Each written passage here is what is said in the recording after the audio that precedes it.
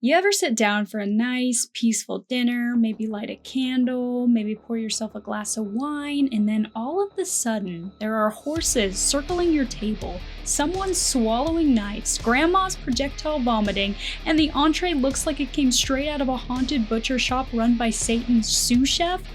Yeah, that is this video. The plot and you, don't look away. Now look, horses circling the table.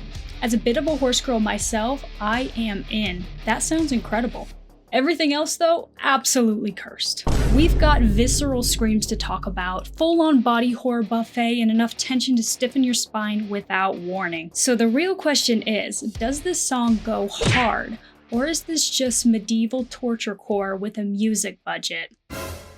Welcome to Does It Go Hard, where we break down horror movies and metal music based on energy using 5 brutally scientific categories: impact, momentum, conviction, atmosphere, and aftermath. Each scored 0 to 20, 100 points total, then we reveal the final verdict. Is it lifeless? Does it need more teeth? Does it strike? Does it go hard? Or in rare cases, does it go nuclear?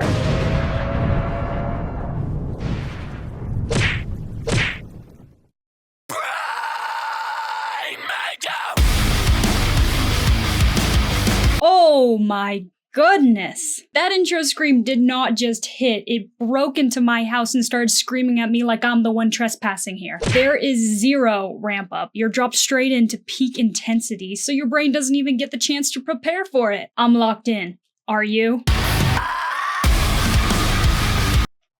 Hold up. Are they eating horse? Nah. I'm not emotionally prepared for this. Whoa.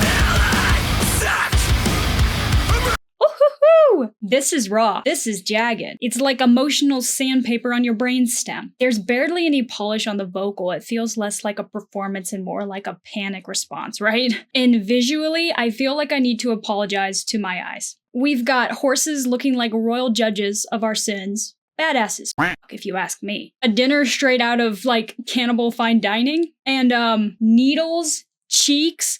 Why are the two connecting? Oh!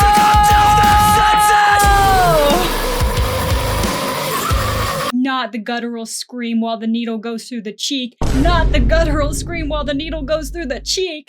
The overload is deliberate. It keeps you disoriented so you react emotionally instead of analyzing, and somehow I'm still headbanging like my rent depends on it. That's the wild part. I'm disgusted. I'm uncomfortable. I cannot look away.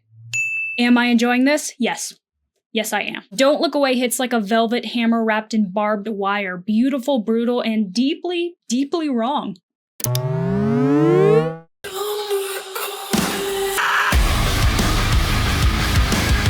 And then momentum hits and it does not slow down. Vocally, full goblin mode. Not many breaks, just escalating variations of I am not okay. That consistency keeps the intensity high, but it flattens the emotional arc ever so slightly, so fewer moments feel like true peaks. Musically though, it knows exactly when to pull back. Oh no. Nah.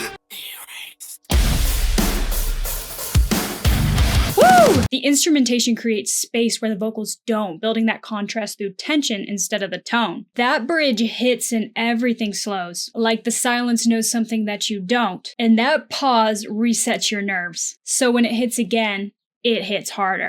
And what happens simultaneously, you may ask? Knife swallowing. Because why wouldn't that happen? Of course, it's the knife swallowing. That timing though, with the bridge and the knife swallowing and the pauses and the pullback, disgusting. I love it. I just wish we had a touch more vocal contrast, a little dynamic shift just to sharpen those peaks a little bit. But even so, Don't Look Away moves like a speeding train with no brakes, occasionally flickering the lights on and off just to mess with you. And honestly, none of this works without one thing: conviction.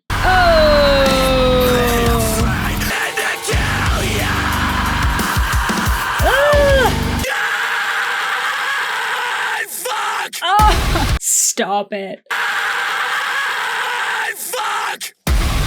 Nasty. This thing is all in. No hesitation, no safety net. No, maybe we should tone it down. They said, let's add horses. Cool. Let's maybe imply that we're eating them. Super cool. How about needles through flesh? X-ray vision contortionists creeping up at us? And of course we can't forget grandma projectile vomiting. It wouldn't be anything without that. Green light it! This video commits harder than a guy proposing on the first date, and that's exactly why it works. Because if it pulled back, even slightly, the whole concept would collapse. If you're gonna be disturbing, you cannot hesitate. Half measures feel awkward. This feels intentional. And that confidence sells everything. Don't Look Away looks and feels like a deranged circus master screaming, "More chaos!" while the tent literally burns down behind him. Because underneath all that chaos, there's something else going on. Atmosphere. This is where it levels up. That gothic setting, the horses circling like ancient judges, that's not just cool, it's ritualistic. It makes everything feel symbolic instead of just random shock. Everything feels bleak, heavy, oppressive, slightly cursed, and that consistency is what makes it believable. You're not watching chaos, you're inside a fully realized nightmare. The mix of slow motion and rapid cuts feel like controlled panic, like the video itself is breathing anxiety into your lungs. I know I feel anxious. Do you? And then those X-ray visuals and the knife swallowing during those guttural screams.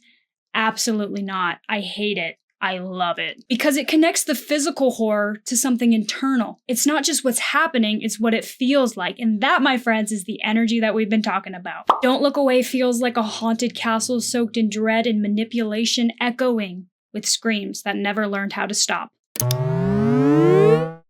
And then it's over, and your brain is still trying to catch up, right? I'm just sitting here like, wait, what happened? Grandma got poisoned.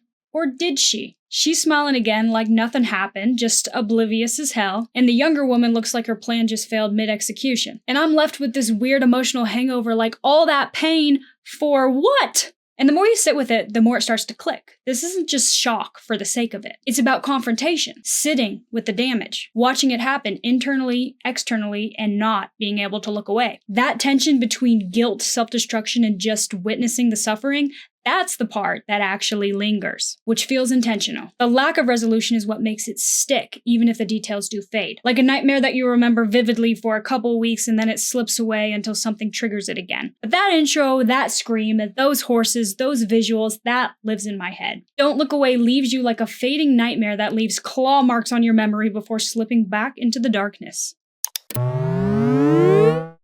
So after all the screams and all the horses and all the deeply illegal dinner choices, where does this land? Does this song strike? Does it go hard? Or, my friends, does it go nuclear? Let's tally it up.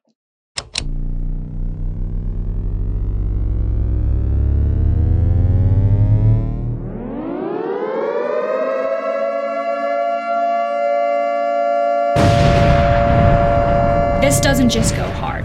It goes nuclear. It washes its hands in dread and serves you a 5-course meal of please stop while you ask for seconds. It's disgusting. It's hypnotic. It's beautifully unhinged. And honestly, I'm still thinking about those horses. Don't Look Away is a grotesque symphony of beauty and brutality where elegance dances with horror and never once apologizes for it. Because after all, even if you look away, it sure doesn't. But those are my thoughts. What do you guys think of the Plot and Muse song, Don't Look Away?